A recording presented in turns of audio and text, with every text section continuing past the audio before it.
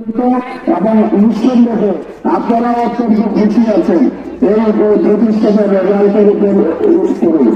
আমরা এই প্রতিষ্ঠানটা প্রথমে একটা দায়ে চালু করি, একটা দায়ে দীর্ঘ ৫-৭ বছর থাকার পর আমরা পর্যায়ক্রমে এটা বাতিল উন্নীত করি। এখন এবছর আপনাদের সকলের দোয়া নিয়ে, সকলের আশীর্বাদ নিয়ে আমরা হেফজখানা চালু করতে পারছি। হেফজখানার জন্য একটা ভবন বানানো হয়েছে আপনাদের এই পশ্চিম পাশে। এখানে আলহামদুলিল্লাহ জানুয়ারির ১ তারিখ থেকে আমাদের হেফজ চালু হবে এবং এই হেফজখানায় অনেক হেফজ শিক্ষার্থী যোগাযোগ করেছেন ভর্তি হওয়ার জন্য এবং হাফেজ নির্বাচন করেছেন।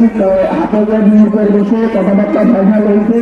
বাবরসির প্রতিষ্ঠানের জন্য আপনাদের কাছে দোয়া চাই, সহযোগিতা চাই এবং আপনারা হয়তো আমাকে মনে করতে পারেন যে প্রতিষ্ঠানটা ভালো আগাচ্ছে বা খারাপ আগাচ্ছে।